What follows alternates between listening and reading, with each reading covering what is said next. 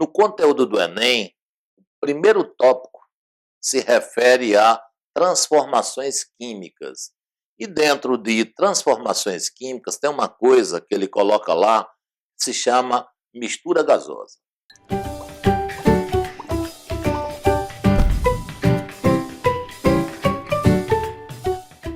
Então, para que você possa não ter dificuldade na interpretação de uma mistura gasosa, você tem que saber principalmente o que é pressão total e o que é pressão parcial.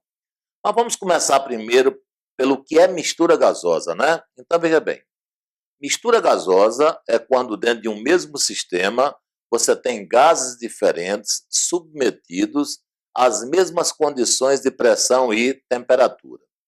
Para avaliar uma mistura gasosa, você tem que usar a chamada lei de Dalton, não é? É a principal. O que é que diz a lei de Dalton? Diz o seguinte, que a pressão total de uma mistura é resultante da soma das pressões parciais de cada gás. E o que é a pressão parcial de um gás? É a pressão que o gás exerce dentro da mistura. Pois bem, então é evidente que o principal aspecto que você tem que dominar é cálculo de pressão parcial. Então, para calcular a pressão parcial de um gás, você tem que olhar duas situações, ou seja, duas condições. Então, vamos para a primeira condição. Então, veja bem, se você pega uma questão que ela dá a mistura gasosa, mas ela dá a temperatura do sistema e ela dá o volume do sistema, aí como é que você deve fazer para encontrar a pressão de cada gás, ou seja, a pressão parcial? Aí você pega individualmente cada gás, aplica a equação de Clapeyron e vai achar a pressão parcial daquele gás. Você tem que levar em consideração uma coisa fundamental. A pressão parcial de um gás é diretamente proporcional ao seu número de mols. Então vamos calcular essas pressões. Vamos primeiro para o hidrogênio. Então vai ficar assim, ó, pressão parcial do hidrogênio, aí você multiplica pelo volume do sistema, né? Aqui eu vou colocar o número de mols do hidrogênio, que é quanto? 10. O R é uma constante. Essa constante pode ficar despreocupado, que é dado na prova. Nós vamos fazer esse cálculo em ATM. Aí, quando você vai calcular a pressão em ATM, o R vale 0,082. Então, vamos lá.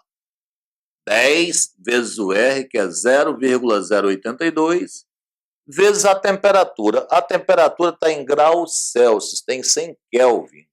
Então, vamos somar com 273. Então, 27 com 273 vai dar 300. Tudo bem?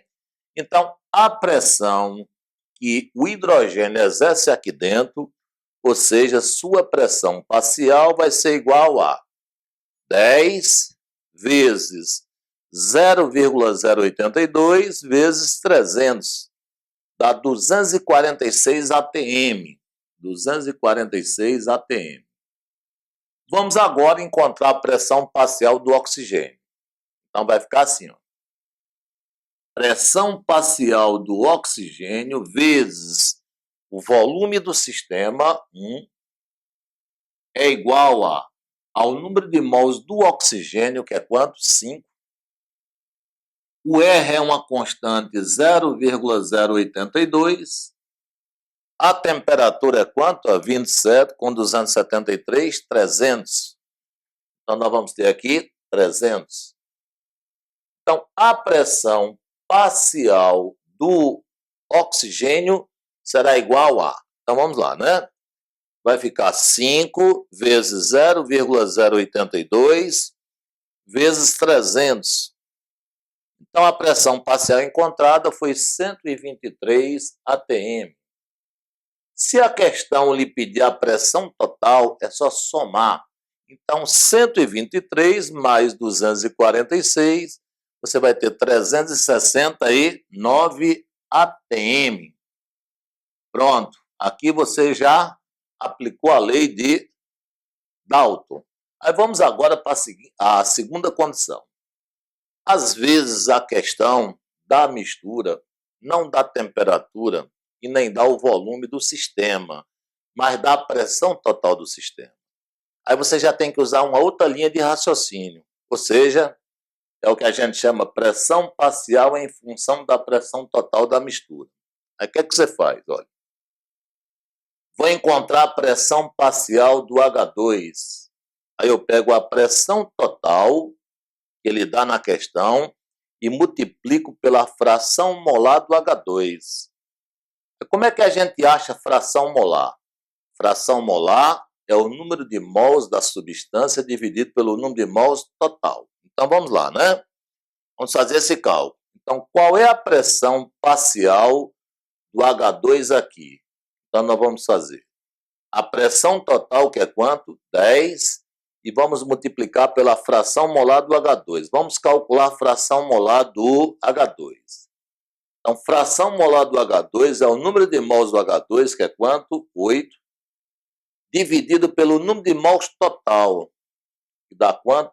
8 e 2, 10. Então, 8 dividido por 10 dá 0,8. Então, vamos lá. Então, a pressão parcial do hidrogênio é a pressão total, que é quanto? 10, multiplicado por sua fração molar, que é 0,8. Então, 10 vezes 0,8 dá o quê, gente boa? 8 atm. Ok? Vamos agora para a pressão parcial do oxigênio. Então, vamos lá. Pressão parcial do oxigênio é a pressão total multiplicada por sua fração molar. Vamos encontrar a fração molar do oxigênio. Fração molar de um gás é o seu número de mols pelo total. Quanto é que tem de oxigênio? 2. Então vai ficar 2 dividido pelo total. Quanto é o total? 10. Então, 2 dividido por 10. 2 dividido por 10 vai dar uma fração molar igual a 0,2. Então, a pressão parcial do oxigênio vai ser 10 vezes 0,2, que dá quanto? 2 atm. Então, no que se refere à pressão parcial, essas são as duas formas, seguindo, não tem erro. Você detona esse tópico. Um abraço, até a próxima. Olá, tudo bem? É um prazer enorme ter você comigo. Quero te convidar agora para que a gente possa estudar, né? Diferenciar as propriedades orgânicas